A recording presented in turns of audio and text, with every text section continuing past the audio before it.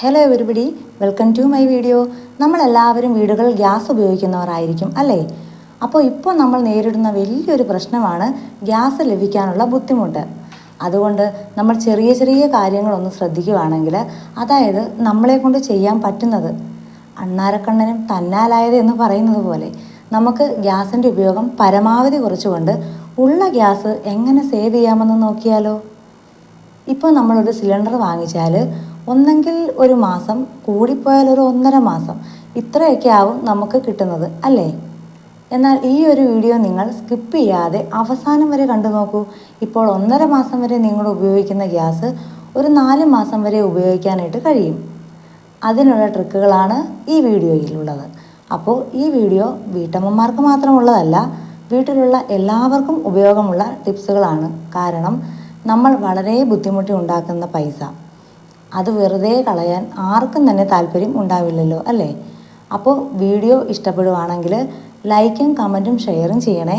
അതുപോലെ സബ്സ്ക്രൈബ് ചെയ്തുകൂടി കാണാൻ ശ്രമിക്കണേ.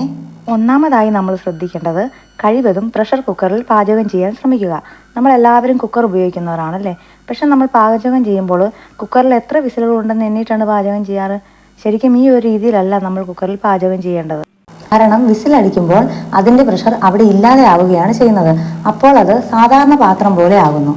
പലതവണ വിസിലടിപ്പിക്കുന്നതിന് പകരം കുക്കറിൽ ഉള്ള പ്രഷർ അങ്ങനെ തന്നെ നിർത്തിക്കൊണ്ട് ആദ്യത്തെ 3-4 മിനിറ്റുകൾ മാത്രം ഹൈ ഫ്ലെയിമിൽ ഇട്ടിട്ട്, അതുമല്ലെങ്കിൽ ആദ്യത്തെ വിസിലടിക്കും വരെ ഹൈ ഫ്ലെയിമിൽ ഇട്ടിട്ട് അതിനുശേഷം തീ കുറച്ച് വെച്ച് പാചകം ചെയ്തെടുക്കുകയാണെങ്കിൽ കുക്കറിൻ്റെ കറക്റ്റ് ആയിട്ടുള്ള ഉപയോഗം അവിടെ നടക്കുന്നു.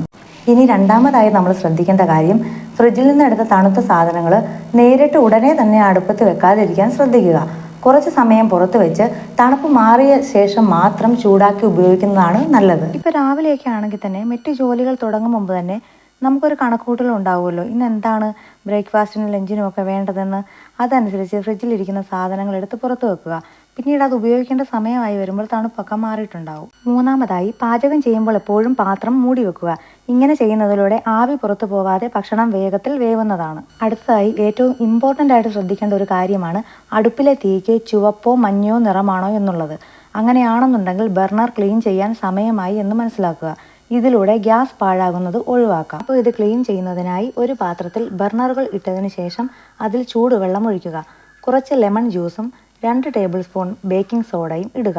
ഒരു പായ്ക്ക് ഫ്രൂട്ട് സോൾട്ട് ഇട്ടതിന് ശേഷം 4-5 മണിക്കൂർ കഴിഞ്ഞതിന് ശേഷം എടുത്താൽ നിങ്ങൾക്കത് എളുപ്പത്തിൽ റിമൂവ് ചെയ്യാൻ സാധിക്കും. അടുത്തതായി നമ്മൾ ശ്രദ്ധിക്കേണ്ടത്, അരി ഉൾപ്പെടെയുള്ള ധാന്യങ്ങളുണ്ടല്ലോ, ഇത് 2 മണിക്കൂറെങ്കിലും വെള്ളത്തിലിട്ട് വെച്ച് കുതിർത്ത ശേഷം ഉപയോഗിക്കുമ്പോൾ പെട്ടെന്ന് തന്നെ പാചകം ചെയ്തെടുക്കാൻ സാധിക്കും. നമ്മളെല്ലാവരും രാവിലെ അരി വേവിക്കാനായിട്ട് വെള്ളം വെക്കാറുണ്ടല്ലേ? മിക്ക ആൾക്കാരും അരി വേവിക്കാനുള്ള കലം നിറച്ചു വെള്ളം എടുത്തിട്ടായിരിക്കും വെക്കുന്നത്. ഈ വെള്ളം തിളച്ചു കിട്ടാനായിട്ട് ഒരുപാട് ഗ്യാസ് വേണ്ടി വരും. എങ്കിൽ അങ്ങനെ ചെയ്യാതെ അരി വേവാൻ ആവശ്യമുള്ള വെള്ളം മാത്രം വെക്കാൻ ശ്രദ്ധിക്കുക. അടുത്തതായി, എപ്പോഴും വലിയ പാത്രങ്ങളിൽ പാചകം ചെയ്യാൻ ശ്രദ്ധിക്കുക. ബർണറിൽ വരുന്ന തീ കറക്റ്റായിട്ട് പാത്രത്തിൻ്റെ നടുഭാഗത്ത് ലഭിക്കുന്നതിനാൽ വലിയ പാത്രത്തിൽ പാചകം ചെയ്യുന്നതിലൂടെ ഗ്യാസ് ലാഭിക്കാം. ഇത് പാത്രത്തിൻ്റെ പുറത്തേക്ക് തീ പാഴായി പോകുന്നത് തടയും. അതുപോലെ തന്നെ നമ്മുടെ വീടുകളിൽ ചില ആളുകൾക്ക് ഇടയ്ക്കിടയ്ക്ക് ചായ കുടിക്കുക, ചൂടുവെള്ളം കുടിക്കുക, ഇങ്ങനെയുള്ള ശീലങ്ങളുണ്ടാവും. അതിനുവേണ്ടി ഒറ്റത്തവണ ചൂടുവെള്ളം ഉണ്ടാക്കിയിട്ട് ഫ്ലാസ്കിലേക്ക് മാറ്റി ഒഴിച്ചു വയ്ക്കുകയാണെങ്കിൽ ഇടയ്ക്കിടയ്ക്ക് സ്റ്റൗ കത്തിക്കുന്നത് ഒഴിവാക്കാൻ സാധിക്കും. അപ്പോൾ ഇങ്ങനെയുള്ള ചെറിയ ചെറിയ കാര്യങ്ങൾ ശ്രദ്ധിച്ചുകൊണ്ട് തന്നെ വലിയ രീതിയിലുള്ള ഗ്യാസിൻ്റെ ഉപയോഗം ഈസിയായി കുറയ്ക്കാൻ സാധിക്കും. അപ്പം നിങ്ങൾക്ക് എല്ലാവർക്കും ഈ വീഡിയോ യൂസ്ഫുൾ ആയെന്ന് വിചാരിക്കുന്നു. വീണ്ടും പുതിയൊരു വീഡിയോയായി കാണുന്നവരെ thank you for watching. By.